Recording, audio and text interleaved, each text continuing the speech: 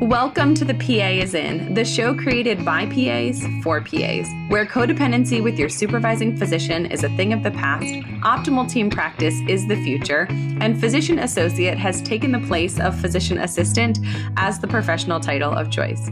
I'm Tracy Bingaman, and I'm obsessed with redefining what success as a PA looks like and what it feels like. Here you'll find the mindset shifts, systems, and processes I use to escape healthcare burnout and integrate my work into my life. Work-life balance is a myth, and an integrated life where you thrive professionally, not a balancing act, is the goal here. My mission is to help you to grow into a unicorn PA who loves their job, has abundant energy, time to spare, and work-optional financial freedom. The PA is in.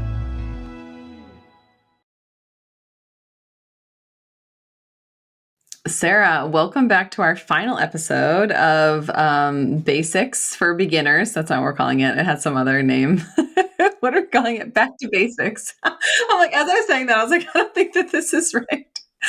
All right. We're talking about personal finance, all things personal finance. You can scroll back. There's a ton of former episodes that we have done. This one is something that we don't agree on, which is very strange because we are in a lot of things financially. Having a financial advisor. So I have one and you do not.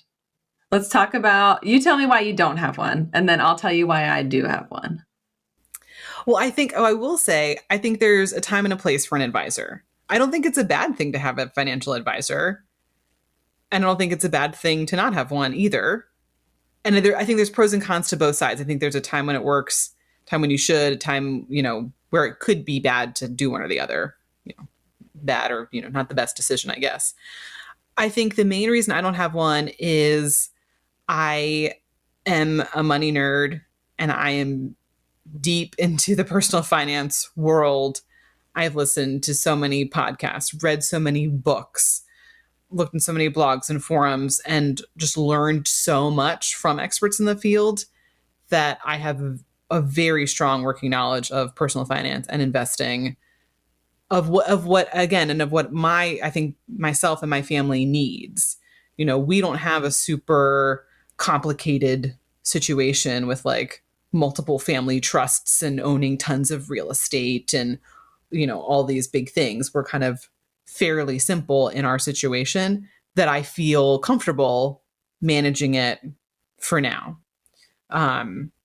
So I think that's because I feel, and my parents, especially my dad and my grandfather, taught me from a young age. They worked in the finance industry and taught the basics that we've talked about throughout this whole series. They taught me that from a young age. Plus, then as a young adult and not so young adult, just learning even more of this, that I feel so confident in what I'm doing that I don't have an advisor for now. But I think there's definitely a place for one. I think if you know absolutely nothing and you want an advisor just to kind of teach you things and explain things to you, that can be a good reason to have an advisor. If you are someone, and I think a lot of it is know thyself. If you know that when the market's down, when the economy's bad, you're hearing scary stuff on the internet, on the news, and you're like, I just got to sell everything because we're going to lose it all. If you know that you would be too panicked and just sell when the market's low, then it could be good to have a stopgap and have an advisor who number one is going to talk you through it and talk you off the ledge.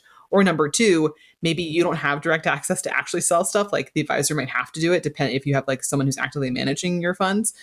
So you couldn't do it if you wanted to. Like that can be a good time to have someone involved in your finances, an advisor or a money manager. And I think for me, when I definitely see that we would use an advisor, is just as someone to maybe yearly, or maybe when we get closer to retirement, or someone, can you just like take an overview of everything? Here's what we've been doing. Here's where we are now. Here's kind of our plan looking forward. Can you just give me like, what are your recommendations? What do you see here? What am I potentially missing? Because obviously I don't know everything and I'm not, a real expert in the field, even though I know a lot, but like, what am I missing? Where could a blind spot be? Are we on a good track? Should we change anything? Or just to have someone be like, oh yeah, everything looks great and keep doing what you're doing, or, what could they say? That's when I can see us for sure using an advisor. It's just to kind of that big overall picture for kind of like a one-time snapshot. I don't think that we need like regular money management because, like I said, number one, it's fairly simple. And we've done the things that we've talked about in this series of just buy and hold, long-term investing, using index funds, following the simple path to wealth. Because not only is it simple, which is great for it to be simple and easy to do, but even more importantly, it's extremely effective. And I believe that it works. And I'm not someone who's going to panic and sell because I don't even watch the stock market closely enough to know if I could not tell you today where the S&P 500 is. I don't know if it's up or down. I have no idea. I don't follow it. There was studies that looked at like the best investments in, I think it was it Fidelity or Vanguard, some firm of, who of all of our customers have done the absolute best. And it was people who either forgot that they had an account there, so they hadn't done anything with it in decades, or who were dead. They'd already died, and the family didn't know that the account was there, and so the account just sat there and grew. I am in that camp of people. I'm maybe even too much to set it and forget it, but like I just regularly put money in and just let it go forever. So I think the hard part is going to be when we do retire and we have to draw down. That's going to be a complete change. And again, that could be a time where I could see an investor could be helpful of, which account to pull from first and kind of where a tax strategy is involved in that and that type of a thing. That's where I think an advisor would be helpful for me. Love a great side hustle here. If you've been looking for a flexible way to earn extra income without picking up more shifts, my friend Bree Retzner has something worth checking out. She's a PA and recruiter working with a telehealth company in a 1099 role, sharing compounded GLP-1s and soon to launch products like hormone replacement therapy. It's not an MLM, simply referring potential customers, and it's free to do. And Bree will teach you exactly how to do it. You can find her email, number to text or call, and the link to sign up in the show notes. We've had an advisor for a long time. So I think we got our first financial advisor when we first got married, and sort of like got our will done, got our coverages in place. We had one for upwards of 10 years. And then I just wasn't super happy with the way that they were managing things. I really like to be in the know and have a really good understanding of what our money is in because I am similarly nerdy.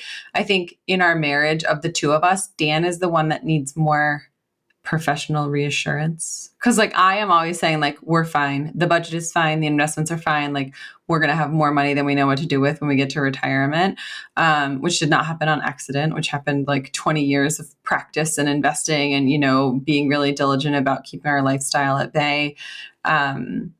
But for us, like with one of us nearing retirement, I feel like it has been helpful to have someone who we work with, Caleb Pepperday, who is a paid sponsor of the show. We are a paying client of his. We don't get a deal on those management services.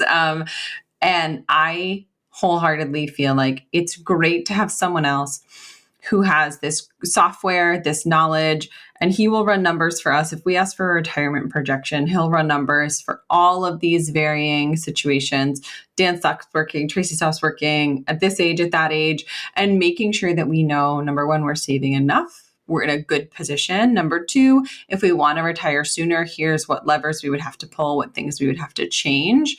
I know much more now what we're invested in and feel much more comfortable with it than before. We had an advisor in the past who I had said, like, how does that work? Or why would you make that choice? And essentially said to me, I'm doing with you what I do with my own money. Don't worry about it.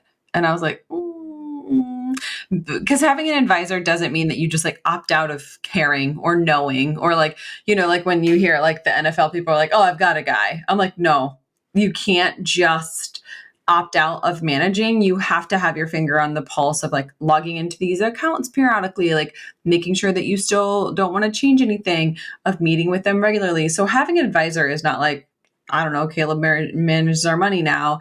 It's partnering with them. And I think that's the best sort of symbiotic relationship. Like we have to do the work of keeping our lifestyle at bay, of making sure we're continuing to fund these investments, of making sure that we're, diligently doing our withholdings at work to max out our accounts. And Caleb is there like, hey, do you want to increase this? How are we feeling about this? Do we want to make this change? Also offering us feedback on like what we're doing for kids' college with, one who just finished college and kids that aren't going for a little while.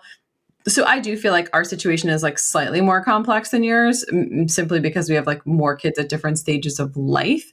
But sort of the bottom line is we're doing the same stuff. I'm just doing it in partnership with an advisor, and you're doing it not feeling like you need that. And like neither is wrong. It's just two different sides of a coin, and us kind of figuring out what works for us during this season. Exactly.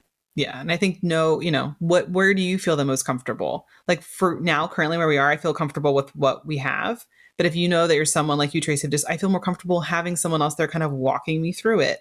And I agree, like you said, if you're going to have an advisor, have someone who has the heart of a teacher, who wants to explain things to you that you can say, I know why we're invested here, here, and here. I know why we're choosing this over that. Not just, I don't know, Caleb said so. But that's not a good enough reason because, yeah, it's your money. Like you should have a finger on the pulse. You should be heavily involved in what you're doing, even if you're not actively making all the decisions or they're kind of guiding you through decision making. And again, they should be guiding you through decision making, not being like, you do this. There needs to be a relationship and a discussion. And I think if you are someone, I think that can be another good reason to have an advisor is to have just a remote third party view who's not emotionally invested in this money. Because even if you can take a step back, and I, like myself, like I'm not going to emotionally sell stocks because I panic. That I just will never do that. I know my, but this is still my money. Like I'm still, there's a big emotional aspect to our money, our retirement. What are we doing with this and this? There's still absolutely an emotional part of it because it's my money and my life. So to have someone who's not emotionally invested like you are, that can be a good reason to have an advisor to kind of give that perspective. Mm-hmm. And you can work with advisors in various different sort of situations and setups. So you can work with them. Hey, I just want to check in. I want you to review our current allocations, give any feedback, where it's like a one-time thing where you pay them for a consult essentially, and they take a look and give their advice versus working with them ongoing, and having it be that you pay a fee off of the top of a percentage, however it is. We'll talk a little bit about fee structures in a bit. But there's different ways to work with them. So even if you're early on in this journey and you're like, I don't know, this doesn't seem like something I need, annually or ongoing, even just sitting down with someone and just saying like, hey, this is what I've got, this is where I'm at, this is my age and situation, that they can give you some feedback on, fine-tuning allocations, making sure you're investing enough, talking about a debt payoff versus investing plan and where you're, prioritizing those things. Truly an advisor who's giving you some advice, even if it's one time, can definitely be worth it. So let's talk about what a fiduciary is. What does that mean? I feel like that's one of those words that trips us up and we're like, I don't know, do I want one that's a fiduciary? What does that even mean?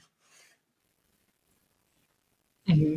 So fiduciary is a regulated term. You can't just like walk out there and say, I'm a fiduciary. No, it's a regulated real term. You have to meet certain requirements to legally call yourself a fiduciary. And fiduciary means you have the client's best interest in mind, which seems like pretty basic and straightforward. Like I would hope you would have my best interests, that you wouldn't do what's best for you or for my neighbor down the street. Like do what's best for me, right? Like you would think they would automatically do that, but who knows? So that's what fiduciary means is you have to make as the financial advisor, you need to make decisions that are in the best interests of your client, that are best for the client and the client's money and the client's goals. But one thing to remember if you're hiring someone is you have to ask them, are you a fiduciary in all aspects of your job and in everything that you do? Because like with you, Tracy, I mean, Caleb doesn't just do one thing for you. He covers all your different investment accounts, retirement accounts, the 529s, your brokerage accounts, like everything. He looks at everything, which I think is great. I think when you have an advisor, it's great to have someone who's looking at the whole big picture, not just like one little part. But you have to ask them, are you a fiduciary in all of this? Because they might not be. A lot aren't. A lot might just be a fiduciary for these types of accounts. But if I'm looking at 529s or talking about term or whole life insurance, I'm not a fiduciary. But I'm a fiduciary in this one part. So I can still say like on the website, on my business card, fiduciary, even though I'm not a fiduciary in every single thing that I'm going to do for you. So you have to ask that because in some ways they might say, I'm going to choose this. It might not be the best for you, but it's going to be the best for me because I get a higher commission from it. So it's important to check. Are you confident you know where your next dollar should go? 403b, 457, HSA, or Roth? There are so many options. Sometimes it can feel overwhelming. A lot of providers aren't sure if their investment mix is optimized, if they're contributing enough to their investment accounts, or if they're paying too much in taxes. Meet Caleb Pepperday, a fee-only financial planner and founder of Advanced Practice Planning, LLC. Caleb helps PAs create a clear plan of action that allows them to fast-track their path to work optional living, all while keeping more of what they earn today. Caleb's process identifies the strategies that make the most sense for each PA situation and provides step-by-step guidance to put them into action. For our listeners, Caleb is offering a free one-on-one consultation where he will provide feedback on the steps you've taken in your own financial situation and if you're on track to achieve your goals. Caleb will also help you determine if your situation warrants needing to work with a financial planner or if you're on track doing it by yourself. Head to advancedpracticeplanning.com/FI to grab your free consultation time slot. These consultations are capped each week to keep turnaround fast. That's advancedpracticeplanning.com/FI. Advanced Practice Planning, LLC is a registered investment advisor in Montana and Pennsylvania. Advisory services are only offered to clients or prospective clients where Advanced Practice Planning, LLC and its representatives are properly registered or exempt from registration. Registration as an investment advisor is not an endorsement of the firm by securities regulators and does not mean the advisor has achieved a specific level of skill or ability. This advertisement is for informational purposes only and does not constitute individualized advice or a guarantee that you will achieve a desired result. All topics discussed in this podcast are the opinion of the podcast host and not of Advanced Practice Planning, LLC or its advisors. And then, I mean, how much involvement do these people have? Like, are we just like giving them our money? I feel like I'm like asking these questions so strangely. Like, I'm like, I'll just give you all your money, and then when you retire, you give it back. Right. I'll give you my money and then make me a millionaire in 20 years, 40 years, however long. Sounds good. I think it depends on what you're looking for and kind of what you said earlier. Are you looking for someone who's actively involved in actively managing your money every day? Or are you just looking at someone who, hey, I just want like a one-time visit with you to kind of go over everything, figure out kind of where we are, and then I'll, go from there. And it depends on what you're looking for, what type of what you personally want, and you can find an advisor who fits that. Like, are they just advising you? That's another thing to look at. Are they just giving you advice? Even if you're working with them, like you meet once a month and like kind of go over everything once a month, even if you're meeting more regularly than just one time, is that all they're doing? They're just making recommendations to you. Here's what I would do in your situation. Here might be a better option. I think you should do this. But then at the end of the day, it's up to you to actually go into the accounts, make a change, open up whatever. You still have to do that. Or is your advisor also someone who's actively managing all your accounts? Like, yes, you still have these regular discussions, but then they're the ones who are going to go in and make trades or change what you're invested in or add something else or do all of these things. They're the ones who actively go in and actually do that for you. You can choose, you can decide what level of a person do you want and or need. And how are these people paid? Is there various different ways that they're paid? How are they compensated for their time and expertise?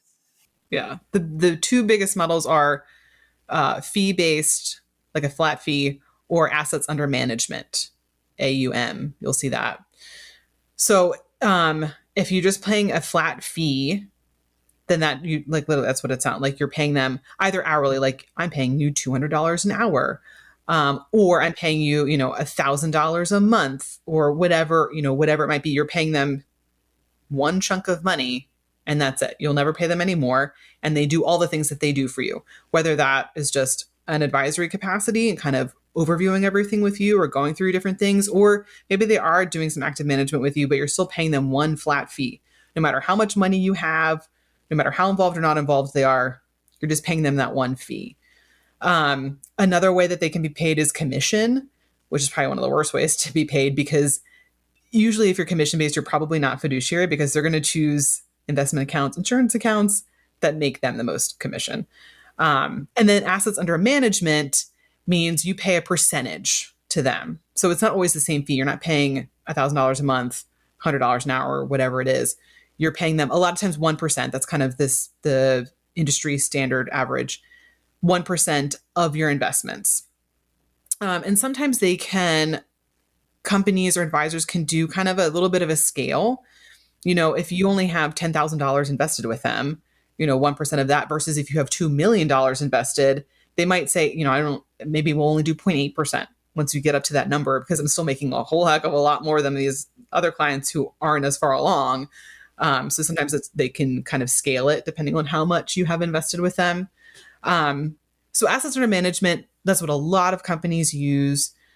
Some companies you can choose, or some like individual advisors can, I have different ways of paying. Like I know Caleb does different things. You can choose an asset under management structure. You can choose a flat fee based structure. You can, depending on what you need from him.